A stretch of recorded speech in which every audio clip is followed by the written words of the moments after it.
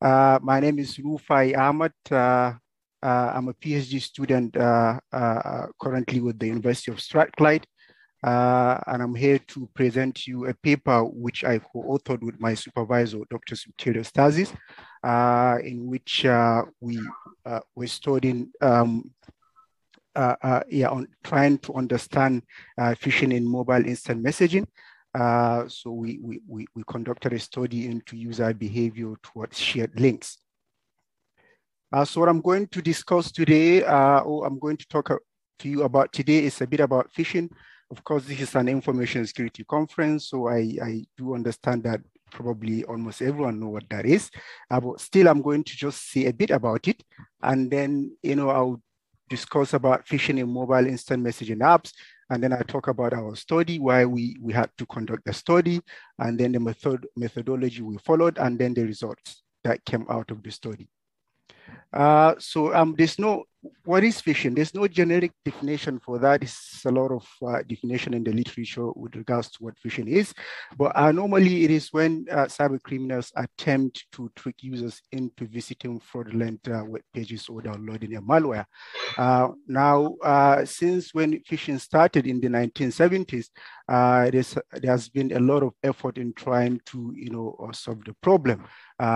These efforts came from both the academia and the industry. But I mean, despite that, phishing is still a problem.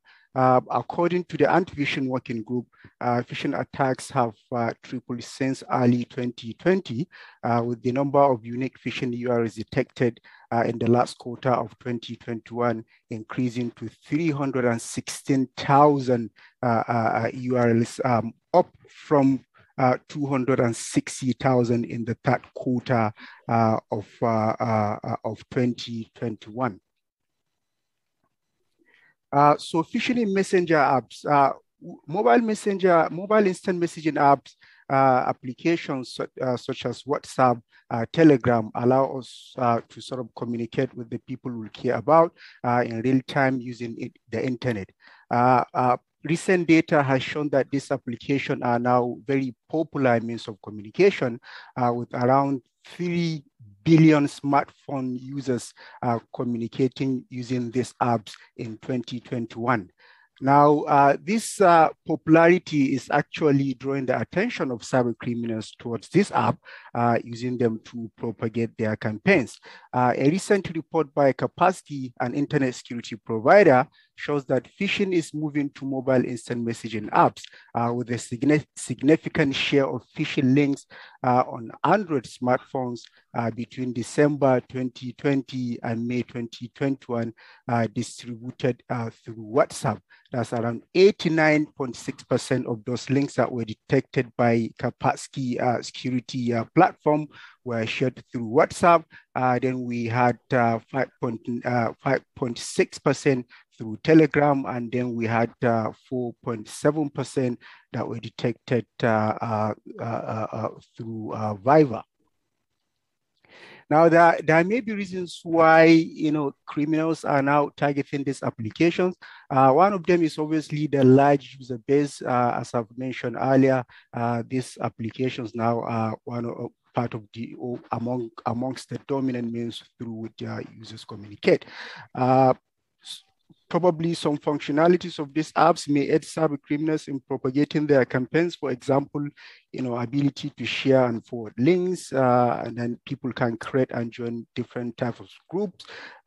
These sort of functionalities give criminals sort of an edge because obviously they encourage people to share information with others, and that could lead to sharing of information that it might harm the user. There's also lack of countermeasures. Based on our literature review, a paper actually tested this application and found that none of them currently has any countermeasure to protect users from this scam. So probably this might be due to the encryption nature of the apps, which sort of discourages reading the content of these apps. There's also issue about trust. Obviously, cyber criminals know very well that people tend to communicate with those they trust using these apps, and as such, receiving a link from someone you trust might just give you a green light to say, just click on it because obviously this is coming from a friend or someone from work. The small screen size of smartphones, that's an existing limitation, might actually sort of aid criminals in the sense that people don't get, the sort of traditional big screen of computer systems where they are able to navigate through the URL to see if it is actually going to where it says it is. So what our study is about. So despite this evidence and the limitations, of smartphones, currently the literature offers no insight into user susceptibility to phishing in mobile instant messaging application. Now, what we figured out is that a key step in this respect is to try to understand now, because this is totally a new area, so our study is quite exploratory in nature. We want to understand to what extent users engage in behaviors in this application that may actually put them at risk of phishing. So our study aims to provide this understanding. We had a lot of questions that we were trying to answer with the data that we collected, but the ones that we actually provide answers to in this current paper, we wanted to know how frequently do users click and forward links shared in mobile instant messaging apps, and we also wanted to know whether factors such as the communicating parties and the group context influence users' behaviors towards links that are shared in these apps. So research design, we developed a survey, and then after that, we collected data, and then we analyzed the data and present our findings. Our survey was actually online survey, which we hosted on Qualtrics. We used a snowball sampling approach in combination with social media for recruitment of our participants. And then we were targeting only mobile instant messaging application users that were aged 18 years plus. The survey measured users' behavior towards links that are shared on mobile instant messaging application, both during one-to-one and group-based communication. We had almost 47 questions, and most of the questions were based on Likert scale or multiple choice questions. And then, all the questions we had were optional, so participants were, at liberty to answer or decided not to answer. And our data collection started from the 12th of October 2021, and then we closed up the survey by the 5th of November 2021. In total, I think we had around 129 responses, but after data cleaning, we were left with only 111 respondents, which our analysis is based on. Due to the nature of the design of the survey, where people are at liberty to decide whether they can answer or not, some of the analysis are based on only the people that responded to that particular question. A bit about the demographic sample demographic. So we had a lot of male respondents. You can see there we had around 73, and then female were 37, and then we had prefer not to close, which is 1. The age group, the most predominant ones were from 18 to 30. It's not surprising considering that these apps are currently used by young people, younger users. For education, we had a lot of people with undergraduate and postgraduate education. When we asked people people, the apps they use, most of them said they use WhatsApp. Now, WhatsApp is currently the most popular mobile instant messaging application, so we're not surprised by that. After that, we had around, 36% of the respondents saying that they use Telegram. So WhatsApp, then followed by Telegram. We're all not surprised by that because these apps are currently, amongst the most popular messaging apps used today. We also wanted to know whether the participants are members of mobile instant messaging apps groups. Most of them, almost 103 or 92.7% said they are members of groups. But then we also wanted to know whether they know the types of groups they were part of, because currently we have two types of groups. We have public groups. Now, these are groups that you can easily find by just Google searching online, and maybe because you have interest in a particular topic, say programming, you can find a WhatsApp or Telegram group for programming, and then you join that. And then you have private groups, obviously, groups that we tend to create with only the people we know. So we wanted to know if people know actually what types of groups you were part of. We gave them the definitions of the types of groups, and then we asked them. But unfortunately, only 71 or 68% said they know the types of group they were part of. So that was the rationale behind doing that. People that they communicate with, most of them tend to just use the apps to communicate with family, friends, and work business colleagues. But there are also people that said they communicate with contact they know, but who aren't their friends and family. And quite a few people said they use them to communicate with people they don't know.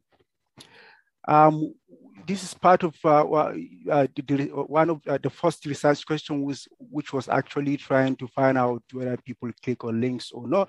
And then you can see from the graph, a lot of people said they sometimes, very often, or always click on these links. But in addition to that, we first asked the participant their overall general sort of frequency of clicking those links. But then later on, we followed with another question that was trying to find out how their frequency of clicking on those links, but while in group-based communication. Now, the reason we did that, because obviously while in group, our thinking is that participant will be a bit wary of sort of clicking on links, because it could be a public group, and in public group you can have almost anyone, even malicious hackers or malicious personnel can be in those sort of groups, so they can end up posting groups that might lead us to malicious or fraudulent web pages. So we wanted to know if there are any difference with regards to how people view these things. But unfortunately, when we did that, we found no evidence. A Wilkinson sign rank test shows no statistically significant difference between the two behaviors. So it doesn't matter whether the individual is in a group or just one-on-one communication. There's no difference with regards to this data. We also wanted to know the participant frequency of forwarding links, and then we found out that most of them say they sometimes or very often forward links to other participants, other users during communication and messenger apps. So because of the nature of group types, so we were thinking that, okay, maybe people might actually, sort of forward links if they receive them in private groups as opposed to when they receive them in public groups, like I said earlier, because the thinking is that in private groups, you tend to have, people that while in public groups, you might, be actually in a group with people you don't know. So we wanted to test that. And then, when we did that, we actually found a significant difference. So people sort of tend to, forward, you can see from the, from the bar chart, people tend to forward links more when they receive them in private groups, which is when they receive them in a group where they know the people they are with in that particular group. We also wanted to find out if there's a difference in the way people look at links or sort of frequency of clicking those links when they come from different types of people. The categories of people we investigated on are friends, family, work or business colleagues, other non-contacts, and also strangers. Due to the nature of a study, question relating to communicating party were only displayed to participants if they had, previously indicated they communicated with those parties. For example, if earlier in the survey, someone indicated that he normally use messenger apps to communicate with his friends, family, or work business colleagues, then we asked at the later stage, how frequently does he or she click on links when they are sent by those communicating parties? So what happened as a result of that, we had various combinations. Most participants, around 30, indicated that they only communicate with friends, family, work colleagues, and other non-contacts. And there were other participants, around 28, that said typically they only use that to communicate with friends, family, and work colleagues. And then we had others that say only family and friends. And we had around 10 of them that said they use that to communicate with all the categories that we specified, including strangers. We ran inferential statistics on all of this, but due to the limitation on pages for the paper, we only presented the results of the findings where we find statistically significant difference. So for those that said they click on links from friends, family, work business colleagues, and other non-contacts. So non-contacts are contacts that they know, but they are not their family, friends, or work business colleagues. You can see that from the table, the medians of clicking links from friends, family, work colleagues tend to have a higher number, indicating that there's a high rating for those sort of categories. And when we ran a Fredman test, we found that there's actually a statistically significant difference. We did a post hoc, which shows that the difference is between each of the three. So for example, there's a difference between how someone tend to the frequency of clicking on links from friend and other non-contact. And there's also a difference between the frequency of clicking links from family and other non-contact. And similarly, there's a difference between clicking links from work or business colleagues and other non-contacts. So this shows that people tend to sort of click links when they get them from contact they know. For the other, participant that said they use mobile apps to communicate with all the categories of people we specified in the survey, we are similar to the previous result. We also find that people tend to click on links more if they come from friends, family, work or business colleagues, and other non-contact. You can see that the medians too here are very high, indicating high ratings for this sort of categories.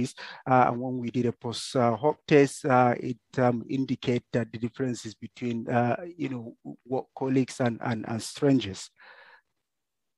Now, the key takeaways here is from our exploratory study, we were able to find that many participants engage in these behaviors, but it is okay to do so. We're not saying that it's bad to click on links. If you know what you're doing, it's not a problem. But this might be a problem when such behavior becomes habitual, in the sense that literature recently have found that when a behavior becomes habitual, especially clicking on links, then it might affect how users process information. That will give scammers and phishers an edge. Our findings also show that participants implicitly or explicitly rely on people in their social cycle to protect them. It is unclear how effective this strategy is because those we are relying on to protect us might not have the necessary knowledge to do that.